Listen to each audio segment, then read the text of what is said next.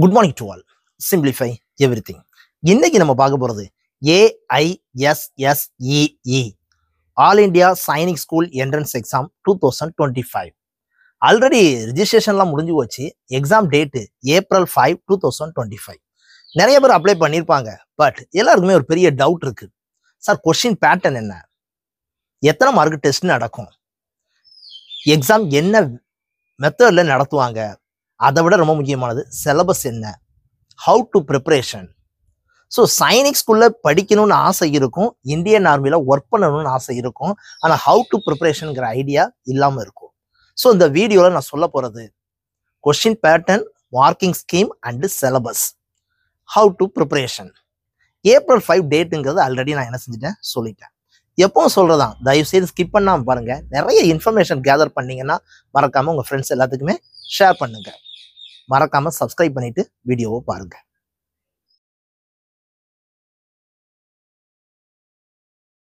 Now Sainik ஸ்கூலுக்குரிய entrance exam என்ன மெத்தட்ல சார் நடத்துவாங்க? First, type of examination. Paper pen வச்சு தான்பா எழுதணும். ஆனா OMR ஷீட்ல தான் என்ன செய்யும்னு கேட்டீங்கன்னா டெஸ்ட் நடக்கும். சரி, OMR ஷீட்னா என்ன சார்? குரூப் எக்ஸாம்லாம் நடக்கலப்பா, ஷேட் அடிக்கும்ல, அந்த மாதிரி தான்.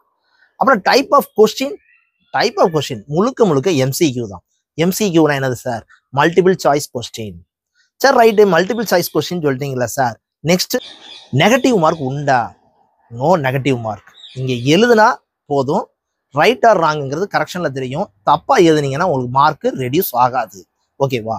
நெக்ஸ்ட், மீடியம் ஆஃப் எக்ஸாமினேஷன்ங்கிறத 6th and 9th இதுக்கு மட்டும்தான் என்ட்ரன்ஸ் எக்ஸாமே நடக்கும். இதுல 6th ஸ்டாண்டர்டுக்கு அவங்களுடைய மதர் டங்க்ல எக்ஸாம் எழுதிக்கலாம். பட் 9th ஸ்டாண்டர்டுக்கு ஒன் அண்ட் ஒன்லி இங்கிலீஷ்ல மட்டும்தான் என்ன செய்ய முடியும்னா எக்ஸாம் எழுத முடியும்.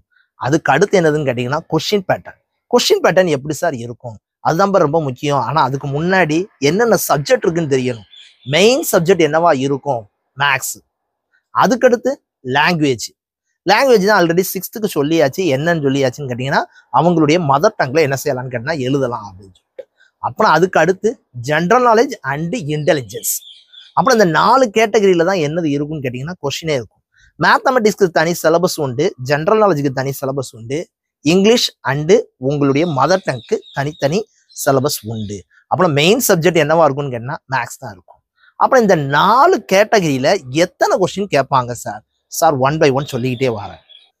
ஃபர்ஸ்ட், 6th ஸ்டாண்டர்டுக்குரிய question pattern 1 by 1.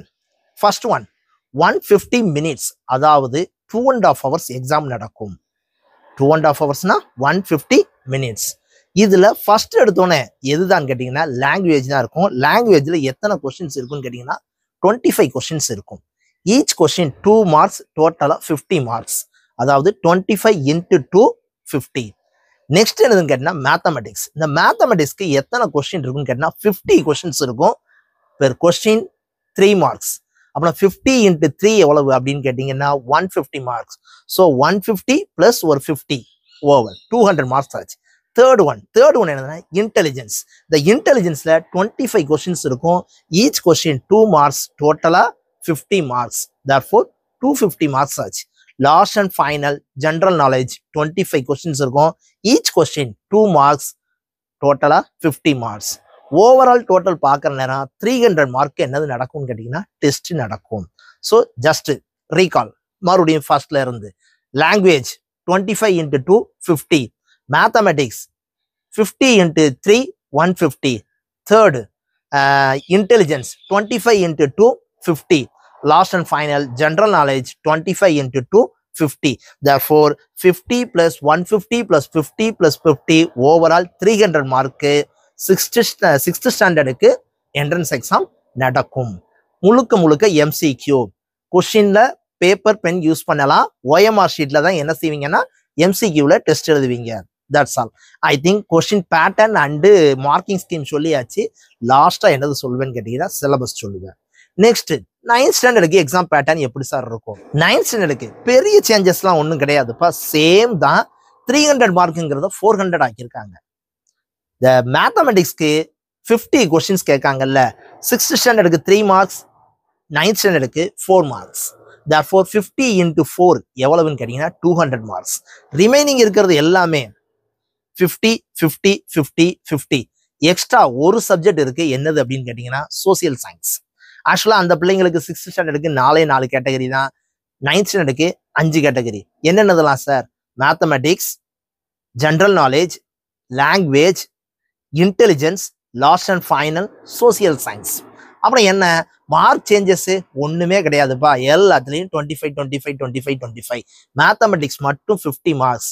So 200 plus ஒரு 4 கேட்டகரிக்கும் 50 மார்க்ஸ், 200. டோட்டலா 400 மார்க்ஸ்க்கு 9th ஸ்டாண்டர்டுக்கு டெஸ்ட் நடக்கும். ஓகேவா? ஸோ இவங்களுக்கும் அதே தான், எம்சிக்யூவா தான் இருக்கும். ஆனா டைமிங் 180 மினிட்ஸ். 180 மினிட்ஸ்னா 3 ஹவர்ஸ் எக்ஸாம் நடக்கும். ஸோ 3 ஹவர்ஸ் எக்ஸாம்னா எதுக்கு சார்? இப்போ இவங்களுக்கு மேக்ஸ் வந்து கொஞ்சம் காம்ப்ளிகேட்டடா இருக்கும், அதனால இவங்களுக்கு 1 மார்க்கும் அதிகம், சோசியலும் கொஸ்டின்ஸ் அதிகம். அதனால இவங்களுக்கு என்னன்னு கேட்டீங்கன்னா 3 ஹவர்ஸ் என்ன செய்யும்னு கேட்டீங்கன்னா டெஸ்ட் நடக்கும். That's all. இவ்வளவு நேரம் நான் சொன்னது எல்லாமே என்னன்னு கேட்டா question pattern and marking scheme. Last and ஃபைனலா என்னதுன்னு கேட்டீங்கன்னா சிலபஸ். இந்த சிலபஸை வந்து நான் என்ன செய்வேன்னு கேட்டீங்கன்னு வச்சுக்கோங்களேன், ஐ திங்க் அதை வந்து ஓரலா சொன்னோம்னா ரொம்ப போரிங் ஆயிரும். ஸோ என்ன செய்யணும்னா டிஸ்பிளே பண்றேன், நோட் பண்ணி வச்சுக்கோங்க.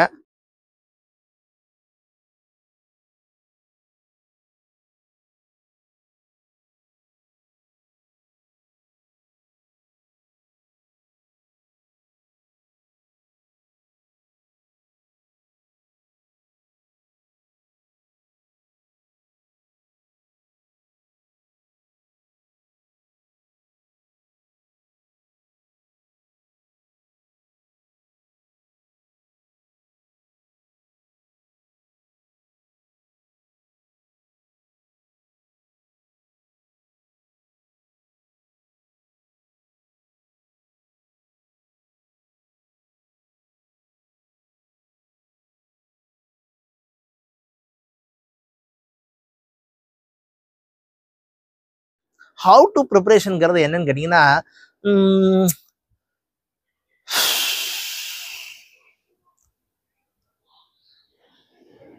மேத்தமெட்டிக்ஸை பொறுத்த வகையில எப்படின்னு கேட்டீங்கன்னா, உங்களுக்கு மேத்தமெட்டிக்ஸ் ஸ்கில் இருக்கணும், வெல் ப்ரிப்பேர்டா அந்த சிலபஸை படிக்கணும், வேற ஒண்ணுமே கிடையாது. அப்ளிகேஷன் கொஸ்டின்ஸா தான் இருக்கும்.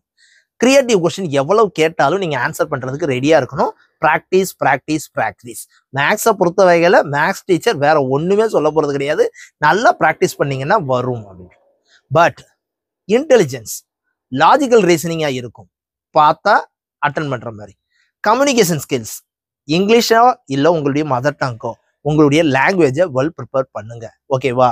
ஸோ இது எல்லாமே அப்ளிகேஷன் ரிலேட்டடாக தான் இருக்குமே ஒழிய தியரி பேஸ்டா என்ன செய்யாதுன்னு கேட்டீங்கன்னா இருக்காது.